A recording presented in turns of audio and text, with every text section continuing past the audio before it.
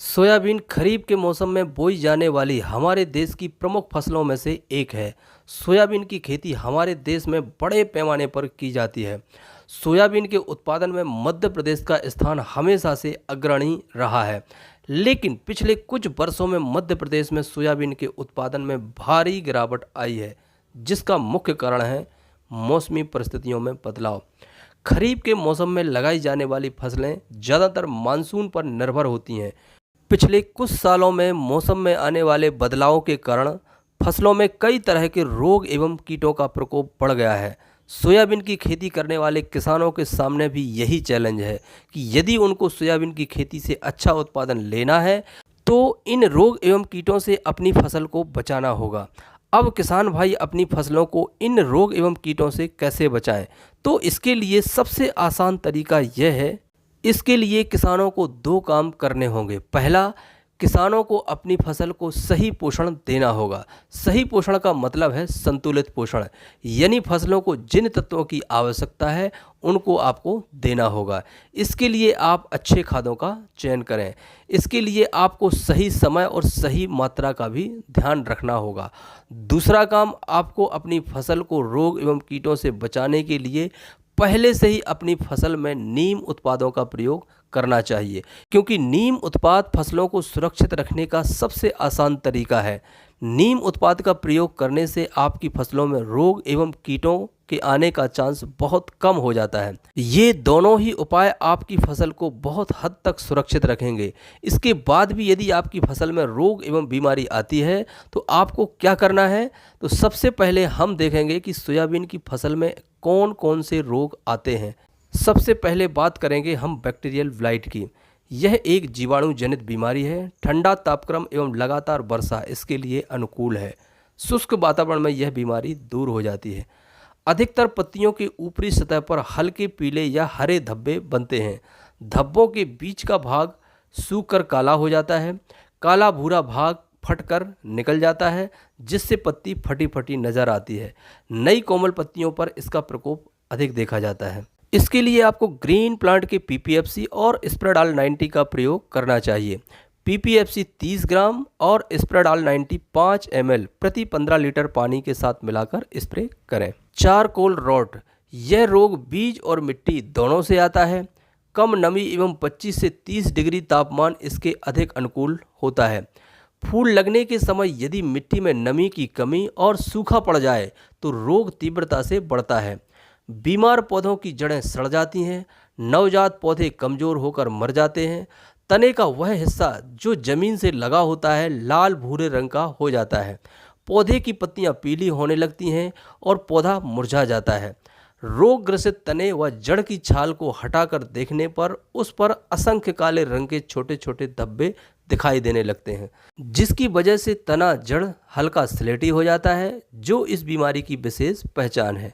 इसके लिए आप ग्रीन प्लानेट के FH इम्यून डेवलपर 60 ml और स्प्रेडाल 90 10 ml प्रति 15 लीटर पानी में मिलाकर स्प्रे करें। सोयाबीन की अगली समस्या है कॉलर रॉट की। यह एक मृदा जनित रोग है। अधिक गर्मी अधिक नमी इसके अनुकूल है। मुख्य रूप से अंकुरण से 10 से 20 दिन के पौधे में यह बीमारी अधिक लगती है, परंतु बड़े पौधे में भी यह रोग दिखाई देता है। यदि खेत में पानी का ठहराव हो तो रोग की तीव्रता अधिक हो जाती है। पौधों का निचला हिस्सा जो जमीन से लगा होता है यह फफूंद के सफ़ेद कवक से ढक जाता है। इस पर लाल भूरे रंग के सरसों के समान गोल निशान बन जाते हैं, जो कि इस रोग का प्रमुख लक्षण है। बाद में तने का हिस्सा सड़ जाता है, जिससे पौधा मुरझा जाता है एवं सूखकर मर जाता है। इसके लिए भी आपको ग्रीन प्लांट के FH इम्यून डेवलपर और स्प्रेडाल 90 का प्रयोग करना है। रूट रॉट, यह मृदा जनित बीमारी है। यह फूल लगने से पहले की अवस्था में आती है। मिट्टी से थोड़ा सा ऊपर तनों पर लाल भूरे रंग के धब्बे बनते हैं। उखाड़ कर देखने पर जड़ पतले धागे के जैसी दिखाई देती हैं। रोग का प्रारंभ बीज अंकुरण के साथ रोगी बीज मिट्टी की सतह से लगे तने से प्रारंभ होकर जड़ों तक पहुंच जाता है, जिससे पौधे प्रारंभ में ही सूख कर मर जाते हैं। इसके लिए भी आपको ग्रीन प्लांट के FH इम्यून डेवलपर और स्प्रेडाल 90 का प्रयोग करना है। एंथ्राक्नोज एवं पॉड ब्लाइट, यह रोग पौधे की किसी भी अवस्था में उत्पन्न हो सकता है। परंतु मुख्य रूप से फूल फली आने के समय अधिक देखा जाता है। साधारणतया पत्ती की सिराएं मृत होकर भूरी या बैंगनी हो जाती हैं। तने या इसके डंठलों पर अनियमित आकार के भूरे या काले रंग की संरचनाएं बन जाती हैं। यह काली संरचनाएं इसकी प्रमुख पहचान है।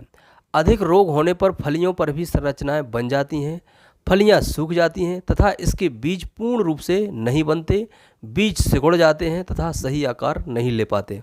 इसके लिए भी आपको 30 ग्राम PPFC और 5 ml स्प्रेडाल 90 प्रति 15 लीटर पानी में मिलाकर स्प्रे करना है। पाउडरी मिल्ड्यू, वातावरण में नमी की कमी एवं तापमान बढ़ने पर यह बीमारी बढ़ती है। ग्रसित पौधों के तने, पत्तियों एवं फलियों पर सफ़ेद पाउडर जैसे धब्बे झुंड में दिखाई देते हैं। ऐसा लगता है जैसे उन पर किसी ने सफ़ेद पाउडर छिड़क दिया हो। रोग ज़्यादा होने पर पत्तियां सूखकर मुरझाकर गिर जाती हैं तथा पौधा मर जाता है। इसके लिए भी आपको 30 ग्राम PPFC और 5 ml स्प्रेडाल 90 को प्रति 15 लीटर पानी में मिलाकर स्प्रे करना है। डाउनी मिल्ड्यू, सोयाबीन की खेती ज़्यादातर खरीफ के मौसम में की जाती है और खरीफ के मौसम की फसलें मौसम पर निर्भर होती हैं। लगातार बारिश और रात के तापमान में कमी और आर्द्रता बढ़ने पर डाउनी मिल्ड्यू का खतरा बढ़ जाता है। डाउनी मिल्ड्यू के लक्षण शुरुआत में कम दिखाई देते हैं, लेकिन जैसे ही इसका प्रकोप बढ़ता है पत्तों पर पीले रंग के धब्बे बनना शुरू हो जाते हैं और बाद में यह धब्बे बड़ा रूप ले लेते हैं, जिससे फसलों की ग्रोथ रुक जाती है, फूल कम लगते हैं और फल छोटे रह जाते हैं। इसके लिए भी सेम PPFC और स्प्रेडाल 90 का प्रयोग करना है। सोयाबीन की फसल की अगली बीमारी है येलो मोज़ेक वायरस। यह रोग सफ़ेद मक्खी द्वारा फैलाए जाते हैं। तापमान अधिक और वर्षा की कमी की वजह से इसका प्रकोप बढ़ जाता है। पत्तियों में असमान पीले धब्बे पड़ जाते हैं, बाद में पूरा पौधा पीला पड़ जाता है। संक्रमित पौधे की बढ़वार रुक जाती है और फलियों में भराव कम होता है, वह दाना छोटा रह जाता है। इसके लिए आपको 30 ml वायरोहिट और 45 ml वायरोसोल के साथ 5 ml स्प्रेडाल 90 को प्रति 15 लीटर पानी की टंकी में मिलाकर स्प्रे करना है। मोज़ेक वायरस, यह एक बीज जनित बीमारी है। कम तापमान एवं अधिक आर्द्रता इसके लिए उपयुक्त होता है और तापमान बढ़ने के साथ साथ यह लुप्त हो जाता है। ग्रसित पौधों की पत्तियां चितकबरी और सिकुड़ जाती हैं, पौधों की वृद्धि रुक जाती हैं, फलियों का आकार सिकुड़ जाता है, बीज काले और भूरे रंग के हो जाते हैं तथा उनका आकार छोटा हो जाता है। इसके लिए भी सेम 30 ml वायरोहिट और 45 ml वायरोसोल के साथ 5 ml स्प्रेडाल 90 को मिलाकर स्प्रे करना है। तो इस तरह से आपको अपनी सोयाबीन की फसल में रोग बीमारी आने पर ये उपाय करना है। धन्यवाद।